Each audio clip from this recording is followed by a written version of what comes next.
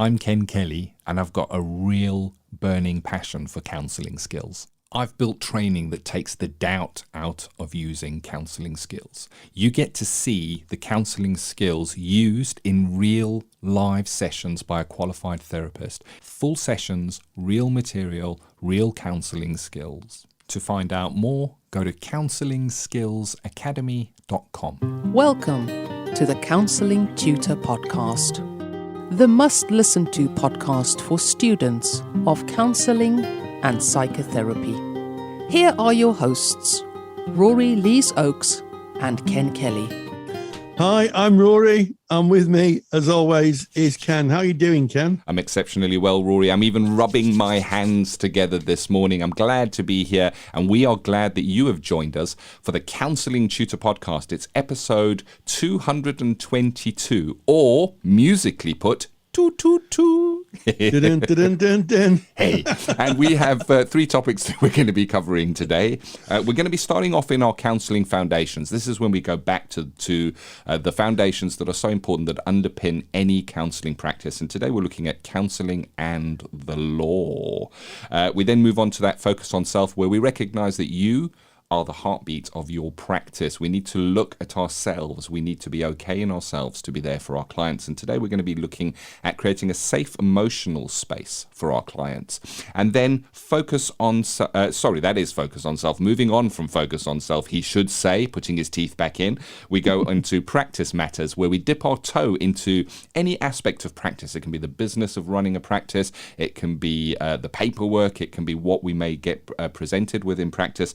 And today we have an expert lecturer. It's Amy Launder speaking about time-limited counselling. And I think this is gaining so much popularity, specifically when funding and budgets are low. Time-limited counselling, or if the clients just don't have the time to be able to commit to many weeks or maybe even months of therapy. So that is in Practice Matters. But we start by visiting those Counselling Foundations, and we look at something that is so important, and it's going to be different depending on where you are based in the world. Now, we're based in the United Kingdom, so we work under the legislation of the United Kingdom. But we're speaking about counselling and the law because it plays such an important part.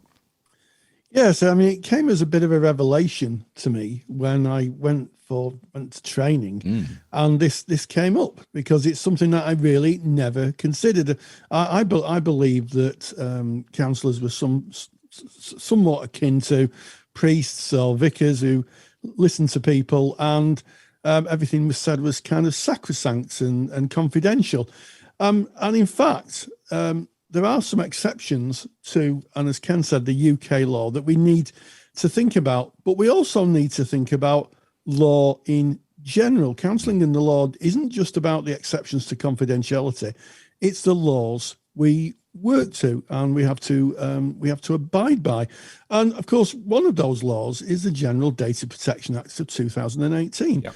We need to protect clients' data. We need to do due diligence to make sure that confidential information, be it stored on paper or on your phone or on your electronic device, is secure and doesn't get into the public domain. And for those counsellors who are qualified colleagues, there is a kind of expectation that they'll register with the Information Commissioner's Office. You have to pay a small fee, and that you will abide by that law. So I think when we think of counselling in the law, there's lots of different laws we have to think about. And of course, another one would be health and safety legislation. If we're working in our own home and a client comes in, we'd have to make sure that our house was safe for somebody to be in. We want someone tripping over something or maybe being electrocuted, switch a light switch on and it was faulty.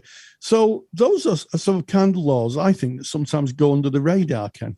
Yes, and I'd like to add into that the Equalities Act, where we are seeing all people as human beings on this fellow journey with us and not discriminating. And I think that the legislation is generally there for very good reason. It's from where things have gone wrong or where people have been discriminated against and pain has been caused that Parliament meets and they create laws to how we work ourselves around that. Now, the interesting thing is when we look at legislation is not a nice to have. It is an imperative. It's not an ethical imperative. It is a legal imperative. And we don't get a choice in it. And not understanding the law or not knowing that the law exists, unfortunately, is not a defense for not following the law. That's one of the things about the law is you can't, well, I didn't know that I needed to protect the client's data. I didn't know that I needed to register with the ICO. There is still going to be an outcome to that. So it is not a defense to go, well, I didn't know that existed. And I think as practitioners, we are in a profession. This is a profession. And in a profession, going back to the original meaning, we profess an oath. We are held to standards. And part of those standards is that we have an understanding of what the law is. And of course, when you study counselling formally, you will go through the law. But that is the law at that time, and we speak so often about our CPD, our continuing professional development. It is up to us to keep an eye on any changes within legislation so that we are aware of it, so that we can integrate that into our practice if need be. And I think that it's interesting because it's reading government websites and looking at the law is not the most fun thing, and it's maybe not even on the radar for so many. You might, but it's so important. We have to. We're called on by the law and by our profession to do so. Yes, absolutely. And I think that hopefully those colleagues who are student colleagues who are working in placements, their placements should take care of this within the contract, because I think it's apt to say at this point, Ken, that any laws need to be in the contract so the client can make an informed decision. Now, things like health and safety legislation, I don't think would make it into a contract, but certainly things like general data protection, and saying that, you work under the general data protection regulations and how a client's data is stored. And there are some specific laws that we need to think about. And I'm just going to have a look at my handout here, which we'll share with you. I'll give you details of that a little later on in the podcast. So the Terrorism Act, money laundering regulations, money laundering, terrorist financing and transfer of funds regulations, and the Drug Trafficking Act. These are all exceptions to confidentiality. Now, what I would say is that, generally speaking, it's very unlikely that a client would actually disclose terrorism. However, it's very possible that the relative of a client you're seeing, so you're seeing a client and one of their relatives may be involved in terrorism. And I was very interested to learn when I was training that the reason this was put in was for the time when there was a very difficult time in Northern Ireland. Some people could still say there's difficult times in Northern Ireland. And therapists were working with clients whose relatives may have been in prison for terrorist offences, and something was discussed, maybe at a prison visit or maybe within the family, and it put an onus on the therapist to have to disclose it, and that's the real history of it. So those should be in the contracts, and I think it's important that anybody who is writing a contract has an understanding of what the laws are, and crucially, what do you do if you believe somebody has broken these laws? I think that's an interesting one. Do we run out of the therapy room and call the police immediately? What do we do in these cases, Ken? Well, I think that this just highlights the importance of that contract and the importance of laying this information out before you get into any client material, and having informed consent on that contract, having a signature or some indication that you can evidence back to that the client has agreed to the information that has been shared.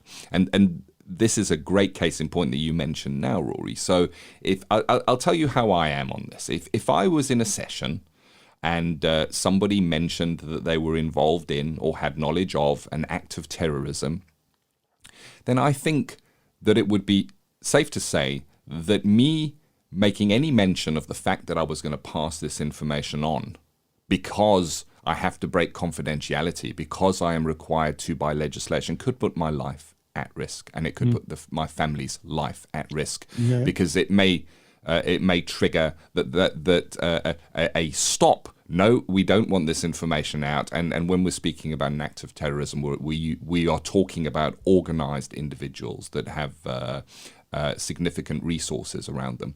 So I wouldn't be mentioning it in the session. And the reason I wouldn't be mentioning it in the session is because I would have outlined this in the contract.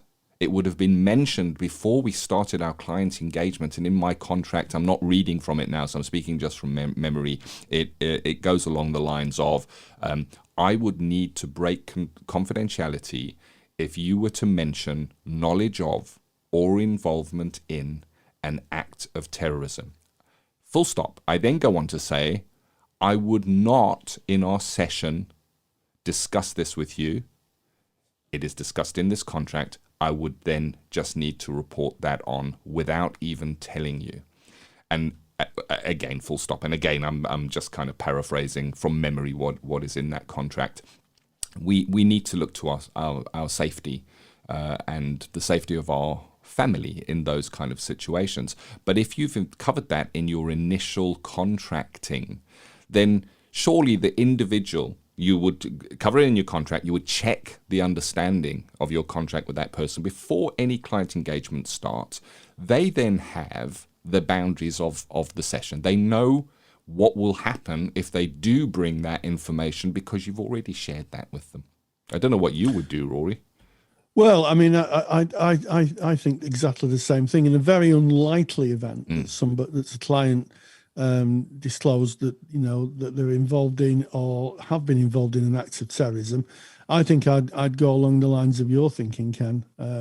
My view would be that I've outlined the contract, that I've checked their understanding of the limits of confidentiality, and then I could take a view of what to do.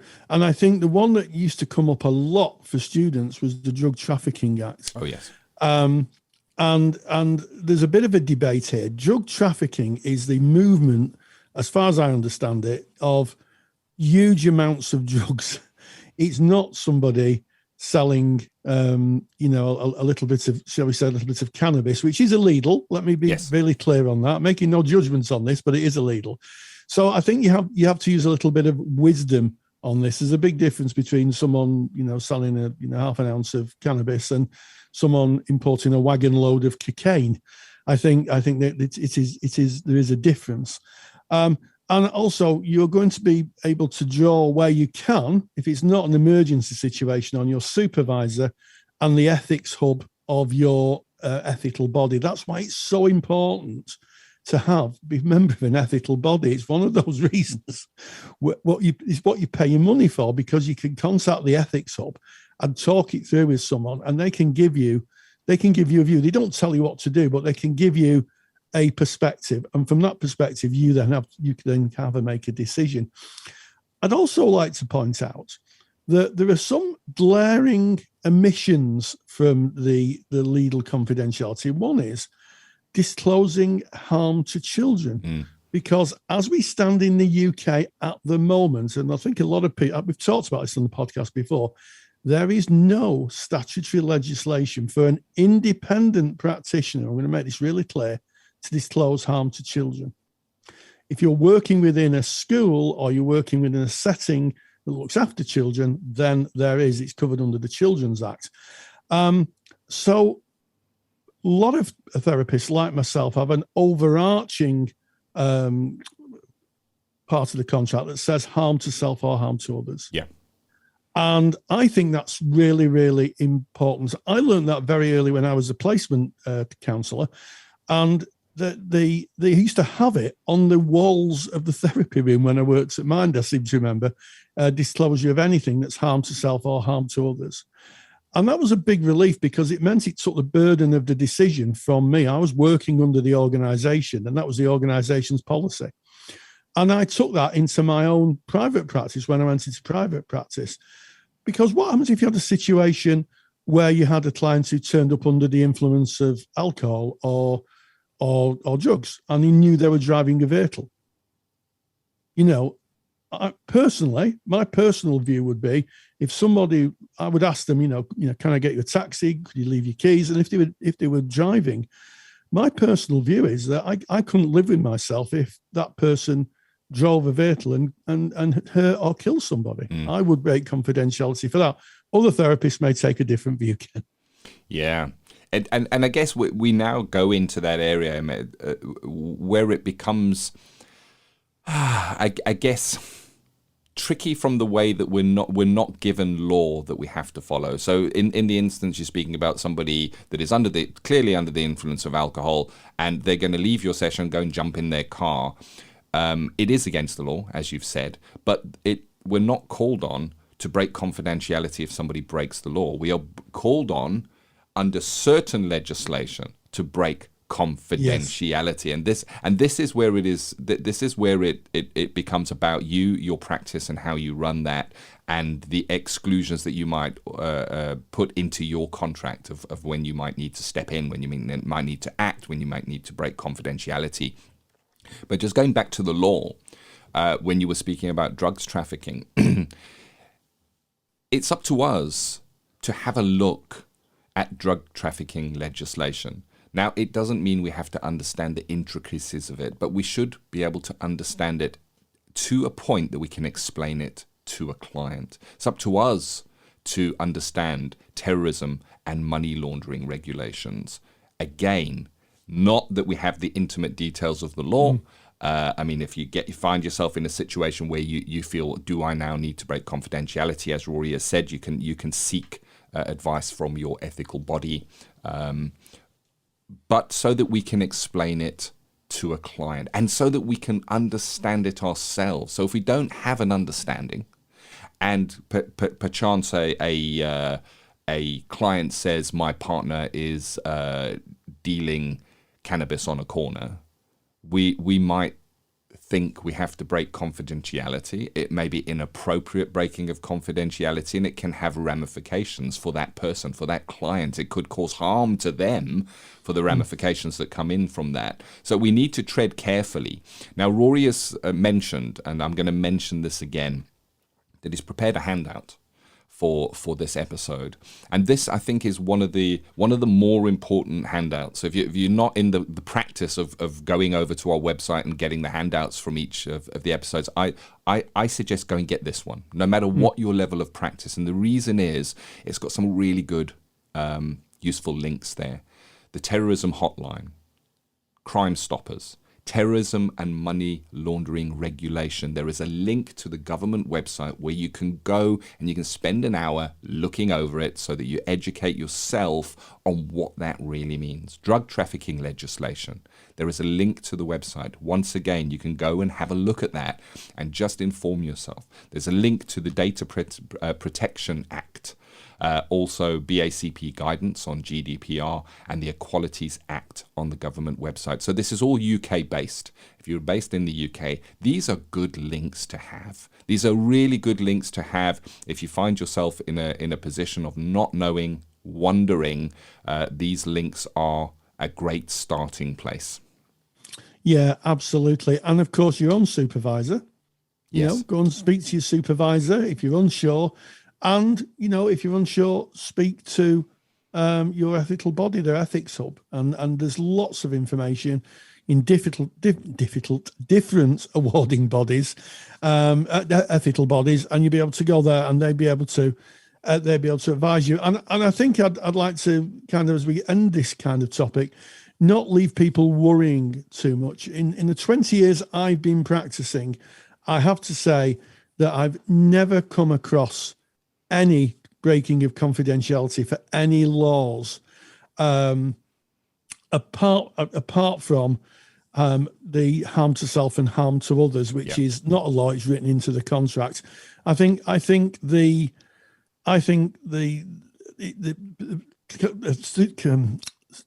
therapists who break the law, break confidentiality because of the legislation are very few and far between. But I think when you do, that probably is a no going back to your client, because I think once the client finds out, because they'll work it out one way or another, I would imagine, then it would have an impact on the relationship. But we're bound by the law. We haven't got a choice. Yeah, it's interesting when we speak on the podcast, Rory, how often we mention the word contract. I think if we take all of our podcast episodes and kind of used an artificial algorithm to look through it and find the word contract, is probably one of the most commonly uttered phrases. And the reason is it is so important. It is the grounding to everything we do. And, we end this topic by saying, cover it in your contract so that the client knows. And maybe it's because it is well covered in contract, Rory, that it hasn't been mentioned. Because it lets the person know, don't go there, because it puts us in the position where we have to break confidentiality. No therapist wants to break confidentiality. It is the cornerstone of what we offer. But at the same time, no therapist wants there to be potential harm and danger to anybody under any circumstance. We need to educate ourselves. The links are in the handout. We need to build it into our contract. We need to make sure we have informed consent. That if anything should come of this, we're able to go back and evidence that this was agreed to and covered by the client. And if you want to get that handout, where do you go? Well, counsellingtutor.com. That is our website. When you get to counsellingtutor.com, look at the top menu and just click on podcasts and find episode 222, and you can download the handout on counselling and the law from right there within that page. It's free of charge. It is yours. And I hope that will be useful for you. Lots of really useful links. So as we kind of move away from the complexities that are the law, we go to a different kind of complexity when we speak about focus on self as being the heartbeat of our practice, and of course creating a safe environment for our clients. And again, this is something that takes consideration and thought, Rory. It does, and it's one of the questions that comes up so often in our Facebook group. And if you're not a member of our Facebook group, go to Facebook, type in Counselling Tutor. You'll find our group. We're a closed group, but our wonderful, lovely and loving moderation team will let you in, and you can join the party of thousands and thousands of like-minded people who are studying in the world of counselling and psychotherapy, and maybe student colleagues, qualified colleagues, training colleagues, and supervisory colleagues, all debating the world of counselling and psychotherapy. And one of the questions that comes up a lot in that Facebook group is, how do you develop a safe emotional space? How do you, and this is the key thing, how do you, because it's within you are the driver of this, how do you develop that safe emotional space? And I think one of the ways that we think about that is about who we present ourselves as in the therapy room. Who are we in the therapy room? And I think part of that is to slightly leave the theories at the door. I think that when we sit in front of a client, yes, we're using a theory, but what we're doing is we're using ourselves. We are the vessel that we transmit ourselves through the theory. And I think sometimes it can be a difficult separation, certainly for those our student colleagues who are just starting in their practice, and they've got all these theories and they've been learning all these theories, but then just to sit in front of someone and as Martin Buber famously said, be I and thou. Yep. That's it, isn't it? When the door closes, it is you and the client. And the essence of that is two human beings communicating. That's what it is. Two human beings communicating, whether that is in person, face to face, or in person via technology. It is two human beings communicating. And one of those human beings, the therapist, is present in a certain and professional way to facilitate what happens within that process. And yes, we have the theory that is a bubble that surrounds this. We have the counselling skills, which are present within the relationship in what we might say and when we might say it. But underlying all of that is the human being that is you, the heart of your practice, the true person that you are. And that is so important. We're shown in the research that the outcome of therapy is very heavily based on the relationship. And the relationship is you and that person, creating a threat-free environment. We've spoken about that before, and we do that with making sure they can't be overheard, and our contract, again, setting out the boundaries from a topic that we've previously discussed there. But inside of all of that, at the very core, if you look at the kernel, the bright, shining light, that's you. That is you. And this is why we have this topic of focus on self, because if our light is contaminated, if we are going in clouded and we're not able to fully be there and be present within that relationship, then I guess that is going to affect the relationship and the potential outcomes of that relationship. Absolutely. And I want to introduce a new phrase that I've recently picked up in a book it's called Thinking for Clinicians by Donna M. Orange, and it draws from philosophers and the ideas of how we add philosophy into our practice, which I think is where our practice lives, in the very philosophical roots of ourselves and our clients. And it's a quote by Jonathan Lear, and it's called Radical Hope. And I think that when we work with clients, sometimes we give radical hope. And Jonathan Lear wrote about a quote by the chief of the Crow Nation, who said, "When the buffalo went away and the hearts of my people fell to the ground," he said, "he could not lift them up again. We could not lift them up again." And we see that so much in client work, where there's a loss, or there's a particular pain where someone can't lift their heart up again. And as a therapist, we produce, I think, radical hope. We're a bit of a beacon, a bit of a lighthouse. We may not be able to, and the client may not be able to, find their way in support, but at least we're making that offer.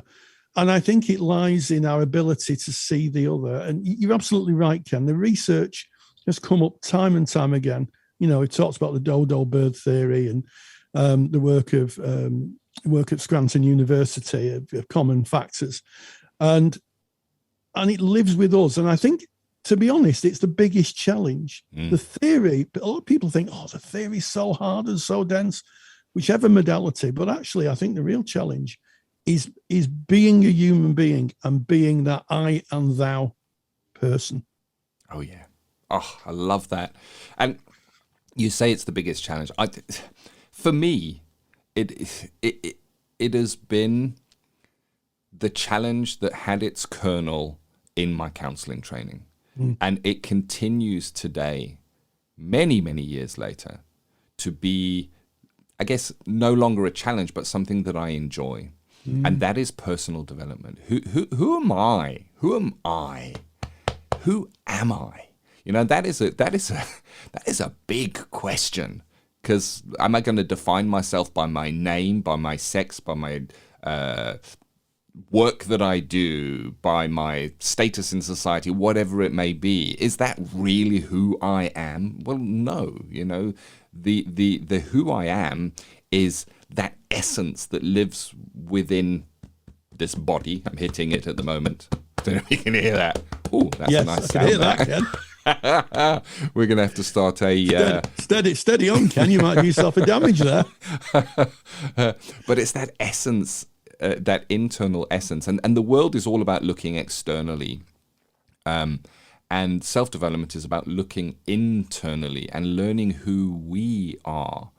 And, I do this, I guess, in service of clients, or have done it in service of clients, but I also do it in service of me, because the unexamined life is not worth living, as the saying goes.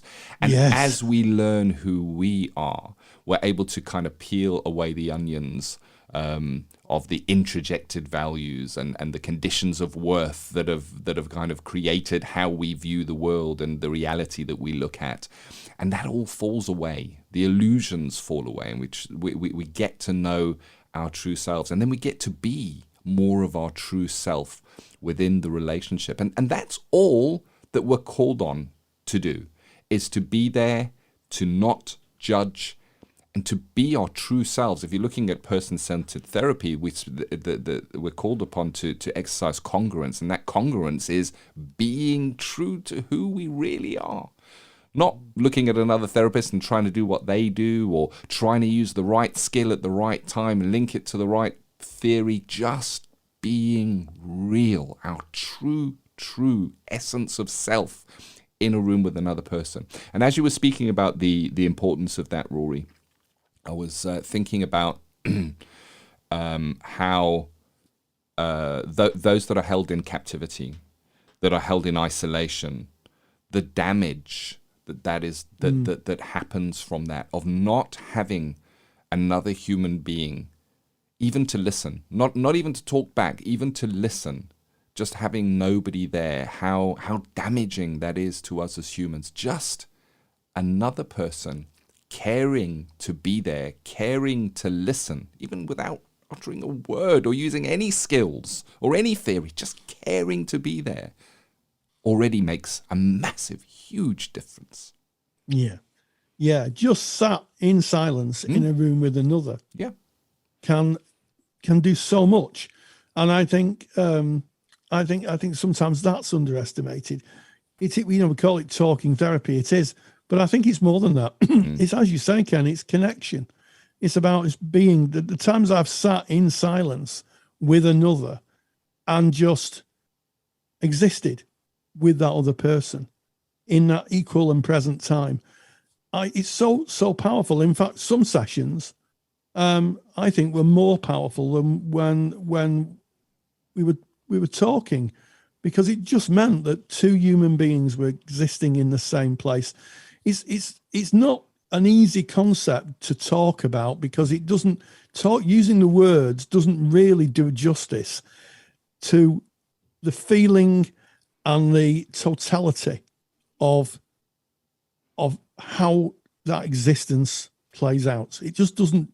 You cannot put it into words, can you? Ken? No, it is. It's.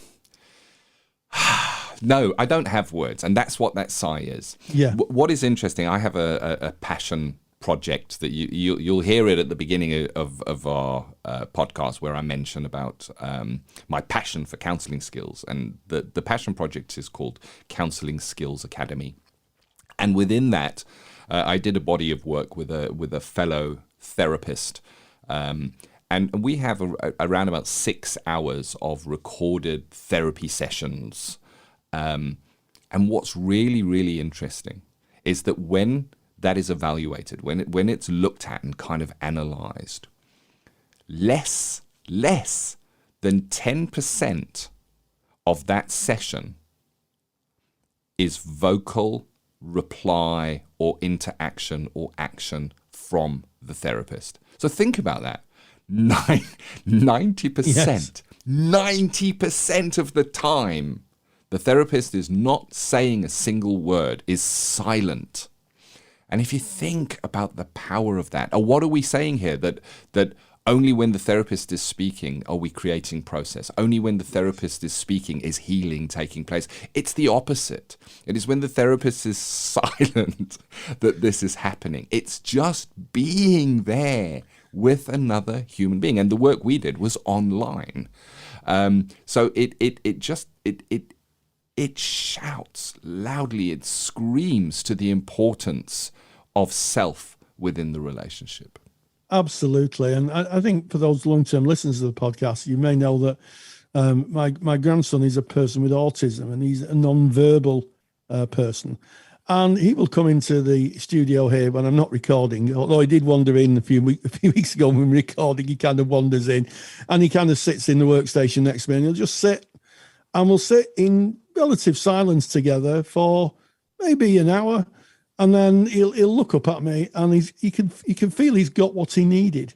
He's got that connection. He doesn't need the conversation. He just needs to he's in a safe space that he's seen in the world, and that's enough. That's enough. And sometimes, Ken, I do wonder if we put enough emphasis on this in training. Oh, well, I mean, you've got personal development group training, and you're going to have that. So I think it's pointed to, but I agree with you. And I think post training, it's where it's very interesting. Yes. So, I mean, we run a CPD library for therapists that are qualified from counsellingtutor.com. And when I look through our content, it's academic in nature, or it's about presentations and how we may work with that, or it's about law, or the day-to-day running of a practice, note-taking, contracting, all of that kind of stuff. But it's interesting that there's not a lot. I mean, we do have stuff on self-care and personal development. We certainly do. But it's interesting when we look out of what we consider CPD, it's reading the latest information and being up to date with the latest legislation, as we started this podcast with. But where's the development of self? Where is that? And I'm not saying it's not there. It is there, and it does play a part. And I think that's a challenge to self, really, of what am I doing to develop the most important part of my practice? What am I doing to clarify that light that shines? What am I doing to be that significant other within that relationship? Apart from the theory and the skills and the legislation and the business of running the therapy, what am I doing? I'll share what I'm doing. I'm moving to a simpler lifestyle. I'm moving away from. That's what I'm doing in my own life. The more I look at my personal journey and my personal development, the more I want to move away from the distractions. We got rid of our television, Rory. We got rid of our television. What am I doing? But it's all in service of that self. So yeah, wow. I love this topic. I love it. I think this focus on self is my favorite part of our podcast, Rory. It's what charges me. It is, and it's interesting, isn't it? The kind of paths we take. Ken's spoken about his path and selling his TV and moving to a simpler life. I've got kind of quite lost in philosophy, and one of the interesting things about philosophy, always asks more questions than there are answers. And I found that as a practitioner and a human being to be a sucker. Certainly as I move into later life, to try and make sense of, why am I here? The kind of existential questions: who am I and why am I here? And I have to say, I'm no nearer answering them than when I started, but at least I'm making the effort. Yes, I'm asking the questions every day. Yes, it's the seeking, Rory, and that's the thing. Yes. I would love to meet the person who says, well, I'm done with all the personal development stuff. I'm now personally developed, moving on to my next project, which is, we don't get there. Building a shed. Building a shed. There is no getting there. There is no getting there. No. It's all about the journey and that focus. What a great topic, Rory. Thank you for bringing that focus on self. I could go on for a lot longer, but we have more topics to cover, because we're now going to move on to our next area, which is practice matters. And this is where you spoke with Amy Launder, who has done quite a bit of work with Counselling Tutor, a good Counselling Tutor friend, around limited timed counselling, Rory. Absolutely. She recorded a lecture for our CPD library on time-limited counselling, both in the National Health Service and also in general practice. And she had some interesting thoughts, and this is what she had to say. Practice matters. The The National Counselling Society is proud to sponsor Practice Matters. National Counselling Society are really excited to have launched their Children and Young People Therapist Register for counsellors working with the younger age group. To find out more, visit nationalcounselingsociety.org. nationalcounselingsociety.org. And we welcome Amy Launder back again, one of our visiting lecturers who's done a fantastic lecture for us in the Counsellor CPD library on time-limited counselling in the National Health Service. So Amy, welcome back. Thank you for having me back. So I think it's an interesting topic, isn't it? I guess the first question is, why is therapy time-limited in the National Health Service? Yeah, the main reason is the funding of it, the finances of it. There's so many people who want to access therapy on the NHS or for free in some way via a charity, and there's only so many therapists and so much funding to go around. So time-limited therapy was a way that services could see as many people as possible, but it's not ideal because obviously we want longer-term open-ended therapy for people. So yeah, I think you make a very interesting point because you talked about the NHS, but of course there's lots of agencies who may offer 6 or 12 session blocks because of funding. So for people listening to this lecture, it may not just be for the NHS, it may be for those who are just working for an agency who offer, or an EAP and an employment assistance program, who offer blocks of therapy in a time-limited way. So how does that kind of inform the way you work, knowing it's not open-ended? Yeah, well, what's very interesting is that a lot of counsellors are not trained in time-limited therapy. The modality that they're trained in is more open-ended. So it's very tricky when you're coming into a placement, let's say, or to a job that is time-limited. So it does take some adjusting. One of the main things is structure. So each individual session, but also over the 6 or 12 sessions, to have that kind of structure of assessment, treatment, and then closing down and also referring onwards as well. Yes, and I think you've started a very interesting train of thought, certainly for me, and I hope the listener out there as well. Assessment, that's crucial, isn't it, when you're doing any form of therapy? But I'm wondering, is it more crucial if you're doing time-limited therapy, and if so, why? Yeah, I think it's definitely more crucial as a way of honing in on what the client needs to work on in those 6 sessions, because with open-ended therapy, you can be much more client-led and kind of, whatever's going on that week for the client.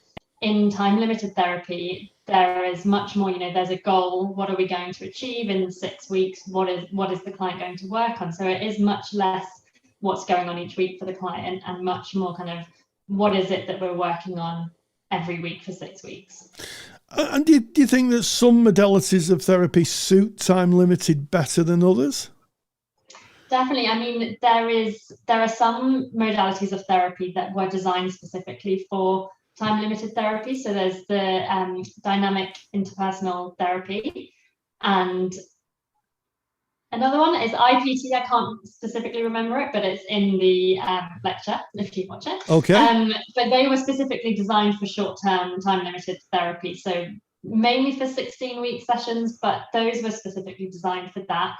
CBT obviously is designed for short-term work, but most modalities can be adapted for short-term work. One of the jobs that I had before going full-time private practice was supporting placement students who were working in the NHS service that I was working in. And we had students with all sorts of modalities, all sorts of training who worked with us and worked in short-term therapy. So it's just a case of sometimes adapting it. And I guess that, we know from the research that client preferences and client motivation gives us, gives the clients the best outcomes in therapy. Do you think, and I'm putting you on the spot here a bit, do you think that a time-limited environment may suit some clients better than others? I guess so. There was definitely, when I was working in the NHS service, there's definitely some clients who are very goal-oriented, and they're very, they're very solution focused, very goal oriented, and they only want to focus on one specific problem. Whereas others who are much more, they want to explore and they want to have the space and time to explore. It doesn't quite fit their needs, but because that's all maybe they could access because of finances or something, you would see them repeatedly coming back to the service, which they're obviously allowed to do, but it doesn't necessarily work because then you're starting again with someone different each time. So yeah, it just depends on the person, I guess. Yes, it's the Achilles heel, isn't it? I mean, I've spoken to colleagues who've worked in a time-limited environment, and they talk about the revolving door of clients who just keep turning up and turning up and turning up, and where a longer-term engagement may be useful. I think we talked about assessment. Is there any presentations where a therapist working in a time-limited practice may say, I think maybe I'll refer you on for longer-term therapy? Are there any kind of flags where we would say, I don't think this is something that can be worked within 6, 12 or 16 sessions? Yes, definitely. So this is a conversation we had to have with all of our placement students, is clients presenting with trauma, with, anything like that was, it's not designed, like short-term therapy is not designed to work with that. I mean, the whole IAPT NHS service was designed to get people back into work. It was a government initiative, so it was for low-level stress, anxiety, depression, not designed for trauma at all. And the danger with time-limited therapy is opening up something like a trauma or childhood trauma and not having time to safely close it down again. So what we would do with clients like that is we would explore how the trauma is impacting their life in the day-to-day here and now, but then we would refer them on for longer-term open-ended work to deal with the actual trauma itself. Yes, and I think that's really, really important, isn't it? And I think that's a strong message for people maybe working not in the NHS, but in time limited, is in the assessment that, is there a danger to the clients here? Because it's terribly dangerous and depowering, and you could argue abusive to clients to open them up in 6 sessions and then just cast them adrift again. Yeah, definitely. And thinking about onward referrals from session 1, no matter kind of how, if it was 6 sessions, 12 sessions or 16 sessions, thinking from the assessment stage throughout kind of what other services are out there that would benefit this client, whether it is other like ongoing counselling services or more social support or, something like that, social services involvement and that kind of thing. It's building up a network in your head or, on paper of what other services are there in the local area that can support clients with these different presentations. Yeah, so all good therapists have a referral book and a list of contacts, and I guess all seasoned therapists would be having in the back of their mind, does this client need any more support? How am I going to map that support as we come to the end? In time limited therapy, are assessment tools important, do you think? Using things like Core 10 to assess where clients are, and clients self-assess, don't they, in that important? Definitely. I mean, I know all NHS counselling services, but most charity funded services will require you to use those kinds of assessment tools. So where I worked in the NHS, we used the PHQ-9, which is a depression scale, the GAD-7, which is the anxiety, and there's one question, Core 10, which is the suicidal question, as well as all sorts of employment questions, social adjustment questionnaires. It's kind of an amalgamation of lots of different things, and we actually use that every single week with the client. I know I've worked when I was training on different placements in charities where you only use them in first session and last session, or first, middle and last session, and it's very useful in terms of guiding each session, especially if you've got a client who's not used to therapy. Maybe it's their first time, they're not really opening up, they don't really know where to go in each session. You can use their answers to maybe guide a bit of psychoeducation. If their sleep answers are really, show poor sleep hygiene, you can kind of explain a bit more about that to them and that kind of thing. But actually, the main reason that you're required to do them is for funding, to show that the treatment is working, not for each client, but just on an overall basis. It's to kind of keep the services going. Yes, and I guess the wonderful NHS is funded by us, the taxpayer, and it's the mantra of value for money. Although I have to acknowledge there'll be some listeners listening who will be wincing at the notion of having to fill forms in at every session. In terms of supervision in time limited therapy, because I'm thinking if you've got a 6-week engagement with the client, you may only be able to bring the client maybe once, maybe twice to supervision.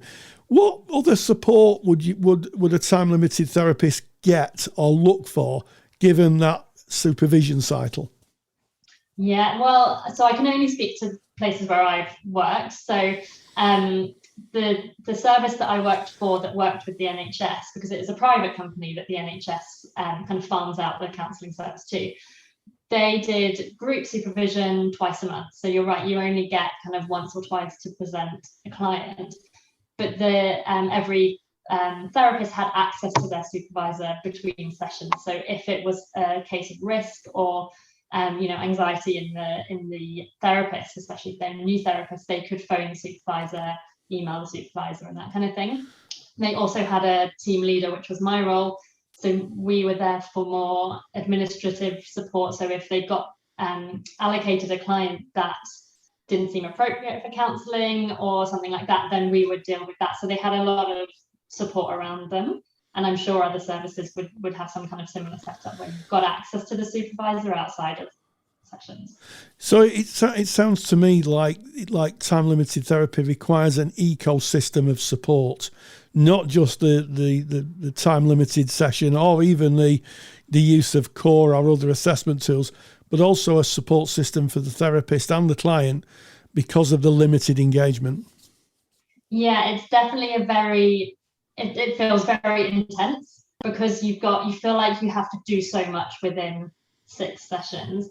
What I realized, which was really interesting when I started doing private practice alongside time limited therapy, was how much was being done in those 6 sessions that I didn't realize was being done. So with private clients, they would maybe say, at session 30, oh, I remember in the first session you said this, and it's just clicked how that works. So actually you realize you're planting a lot of seeds in the 6 sessions that then come to fruition later on.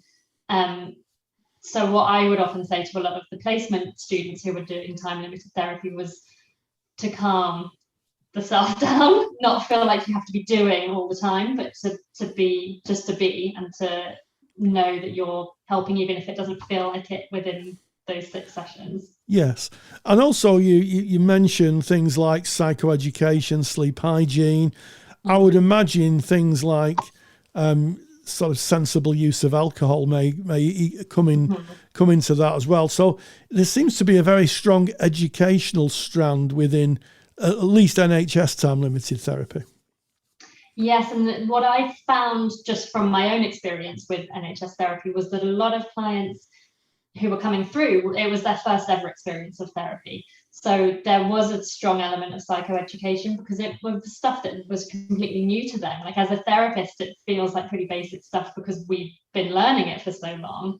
But for clients who've never had therapy or never known anyone who's been in therapy, it is all new stuff, and it is very important stuff for them to kind of build foundations from. So kind of don't underestimate the impact of psychoeducation with clients, I would say. Yeah, absolutely. And I think that's something for general practice as well. Yeah. I think that psychoeducation is becoming more a modality. It's more of a modality-free intervention, really, isn't it? Mm-hmm. Because it's just really useful information for clients in certain circumstances. As we come to the end of this interview, our time together, what do you hope that those who watch your lecture will take away from it? I hope that there'll be less of a kind of panic around time-limited therapy. that there's more that placement students especially who are having to adjust from what they've been trained to do to what actually happens in practice, that they'll see more use in time limited therapy, because I remember being on training and feeling like time limited therapy was an awful way to practice, but actually seeing how much can be done is very rewarding. Well, I think this is a timely and excellent lecture, Amy. I think the reality is, for a lot of our colleagues working in the world of counselling and psychotherapy, that a lot of engagements will be time limited, even in private practice, because people may only have so much funding to pay for therapy.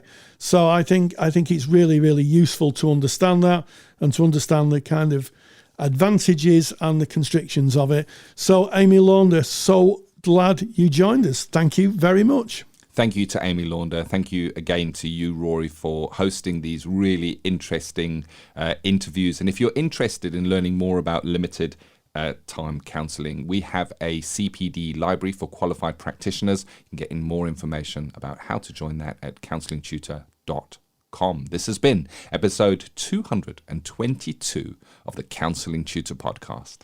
Yes, we started with Counselling Foundations and Counselling and the Law. I kind of myself looked at the different legislations that underpinned counselling practice, certainly here in the UK.